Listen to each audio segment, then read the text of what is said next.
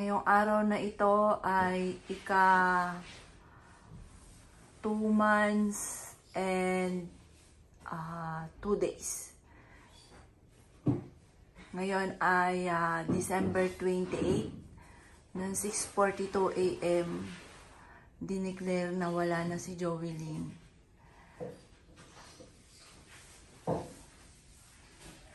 December 28, 2 months and 2 days. Yan. After 9 days na pagkakaroon ko ng vertigo, ngayon lang po ulit ako nakapasok dito. Yan. Nangako nga po ako na pag ako'y gumaling na, ako po ay ililipat ko na yung anak ko sa columbarium.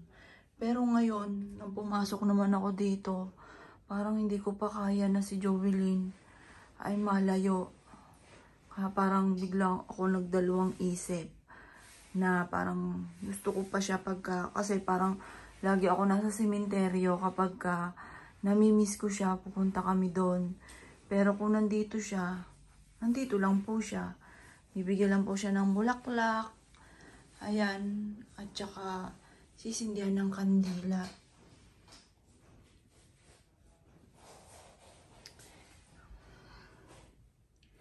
Ayan. Namiss ko pong pumasok dito. Makalipas ng 9 days ng pagkakaroon ko ng vertigo. At hindi po ako makatayo. Ayan. Anak, makikiupo. Napaniginipan ko nga po si Jovelyn noong Christmas, pa-Christmas niya, na sinabi niya sa akin, sinabi niya kay Daddy, na naandito lang siya, hindi daw po siya umaalis. Kaya napanatag naman po ang loob ko kasi alam ko nandito lang po siya. Kaya hindi na natuloy yung paglilinis ko ng gamit po niya. Pero nung nabubuhay pa po siya, bago po nangyari sa kanya yon, ay nilinis ko po tong kwarto niya. At ang sabi ko nga po, anak, hindi pa ako tapos maglinis, itutuloy ko yan. Lilinisin ko lahat yan, aayusin ko. Kasi nga po, yun nga, alam niyo na mga kabataan, hindi ganun masyadong maimis sa gamit. Kumbaga, halo-halo. Kaya naayusin ko pa po yan, kagaya ng pinangako ko sa kanya. Tapos, ayun nga po, pati yung mga make-up po niya. Nanaginip nga po ako, ang panaginip ko, naayos na daw lahat yung makeup. Pero ang panaginip ko, inaayos ng boyfriend niya na si Oli, yung makeup. Pero dahil busy nga din po yung batang yun at may pasok sa school, kaya schedule ko to, aayusin ko lahat po yan.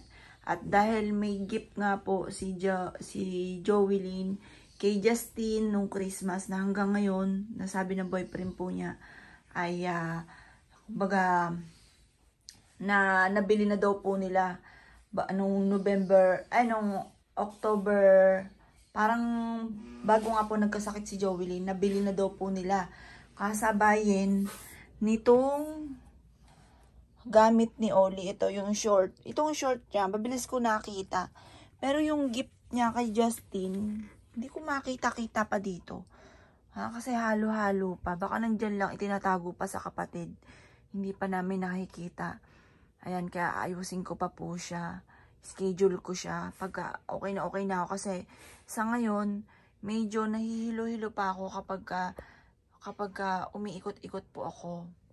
Yan, sa ngayon po, kapag okay na ako, nakakalakad. Pero meron time na parang matutumba po ako. Parang yung paningin ko nagwo-wave. Kaya parang pa-wave din po yung lakad ko. Kaya yun, pagka okay na ako, saan ko siya ayusin. Ayan, kaya parang nag-iisip muna ako ngayon kung ipapalipat ko na po ba siya or lilipas pa mo muna ilang buwan bago ko siya ilipat. Yan, kasi sabi nila masama daw sa loob ng bahay. Pero marami naman kagaya ni Geneva Cruz. Nakapanood ako, yung mami naman po niya, nandun lang sa may salas. Ayan. Kaya, yun. Ayun nga po, parang nagdadalawang isip ako. Yan, kasi pag nakikita ko yung anak ko, kasi 9 days kong hindi nakita yung anak ko, sabi ko nga po, ililipat ko na. Pero nung nakita ko ngayon, parang nagdadalawang isip muna ako kung ililipat ko na talaga. Kasi parang gusto ko siya, masaya ako pag nakikita ko siya dito. Hindi ako natatakot. Pero yung iba, sila natatakot. Pero ito si Candy, yan. Yan po si Candy. Yan po yung utak ng ano. Silang dalawa ni Jovelyn ang magkaututang dila kapag magre-receive ng kung ano-ano. At saka maghuhulog sa mga Gcash. Yan, si Candy ang nakakaalam po niyan. Kaya si Jovelyn hindi nagpaparamdam kay Candy. Kasi kawikaan, ito yung kanyang runner. Kaya hindi rin siya na matatakotin si Candy kasi hindi nagpaparamdam. Pero ako naman, kahit magparamdam si Jovelyn, hindi ako natatakot. Parang bigla ako nagdalawang isip na parang mapalayo sa akin si Jovelyn. Kasi pagka namimiss ko siya, lagi kong yayakagin si Joel at saka si Justin sa sementeryo kapag wala na dito si Jovelyn. Kaya parang nagdalawang isip ako kung ito ay ililipat ko na. Kasi parang pagka namimiss ko siya, makita ko lang ang pinakamaganda kong anak. Parang nawawala na yung, parang di ko kaya mga bossing ka na ito po ay mapupunta na siya sa columbarium. Yan. O anak, anak tuloy eh. Tita. Okay, hindi tita ko muna. Ayan, paano naman yung anak ha? Yan. Si Candy po dito ang pangkalahatan mga bossing. Yan. Pangkalahatan pagalitan. Pangkalahatan. Ayan. Ngayon po, okay, hindi makikira lang muna ha. At ipapasyal ko lang si Jovelyn. Jovelyn, anak. Ito, para may kasama ka dito. Nilagyan ko nga po ito ng pinto. Ayan, hindi ko na napakita sa inyo. After 9 days na ginawa ito, hindi ko na napakita. Tapos dito, parang medyo, may ano pala dito. Sabi ko, parang madilim dito. Meron palang ilaw. Di ko lang nabuksan. Ayan. Yan po yun. May ilaw naman. Ngayon, itutur ko lang yung anak ko doon sa kaganapan dito. Bagamat alam niya, pero ipapakita ko din sa kanya mga bossing. Yan. Yan po, Panginoon ko. Yan yung pinto. Yan na mga bossing. Yung pinto. Tapos, eto na. Punong-puno na po dito. Dito ko inilipat lahat mga bossing. Yan. Ngayon, hindi ko alam kung saan dito po pwesto sa pagla-live kasi apaw na apaw na. O, ito anak. Itutur lang ito anak. Ayan. Tutur ko lang. Yan. Ito po. O, anak. Diyan ko nilagay yung kitchen. Yan. Tapos, dito yung mga metal. Ayan, punong-puno po kami. Dito po, yung sa online namin, sa loob ng bahay, mga bossing. Bukod syempre doon sa highway. Doon sila nagla-live. Ngayon, nag-iisip pa ako dito ng pwesto ko na mauupuan kahit kapranggot. Yan. Tapos, dito yung mga kristal. Ito yung mga angel. Yung mga elephant. Ito, isa sa mga pinaka-paborito ko.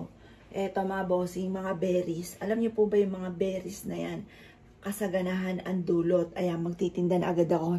Nagbibideo pa lang pala ako, mga bossing.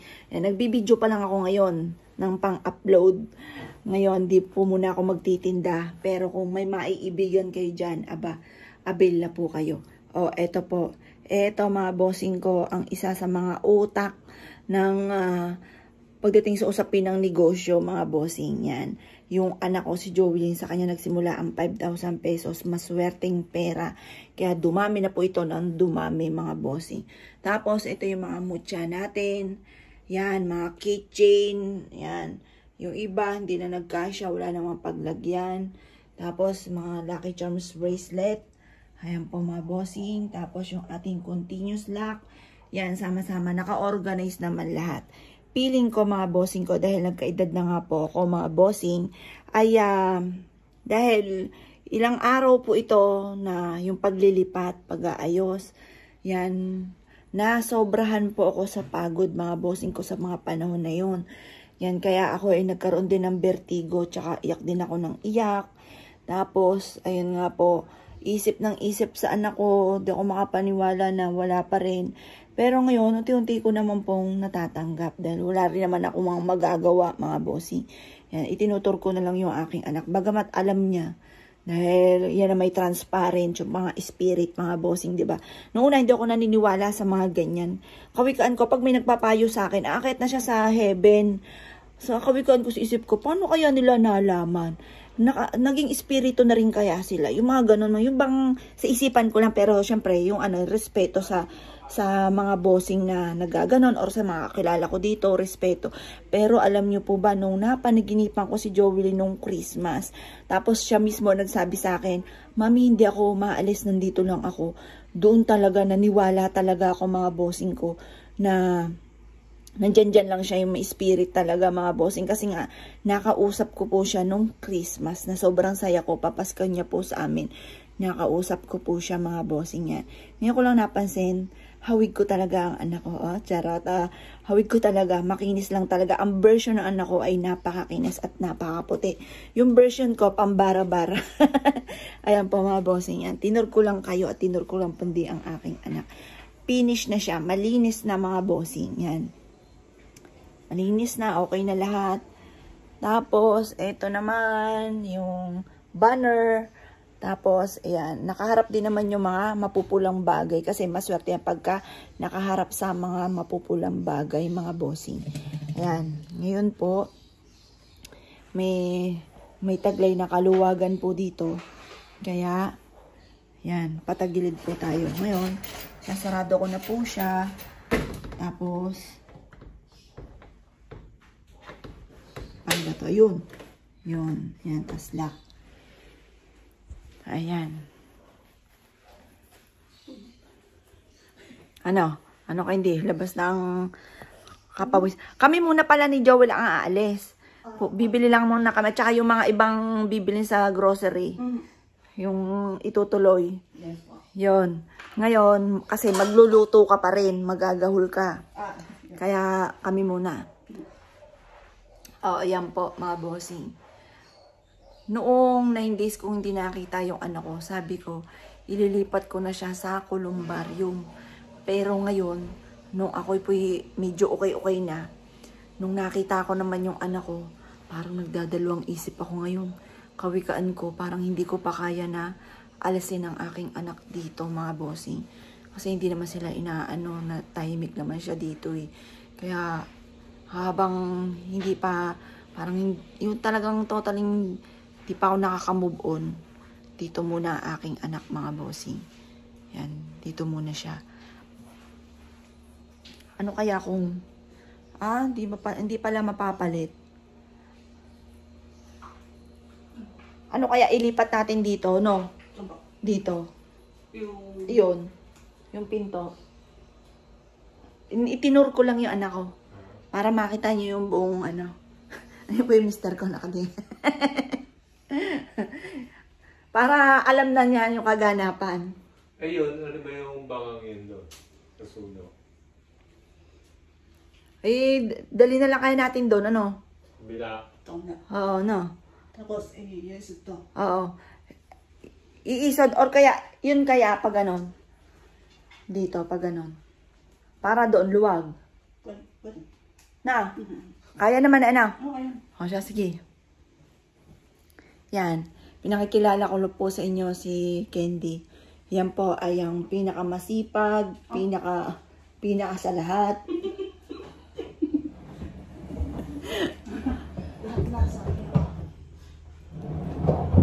Yan, para ka nag-steam dito ang init. Tanggalin yung ulit banga.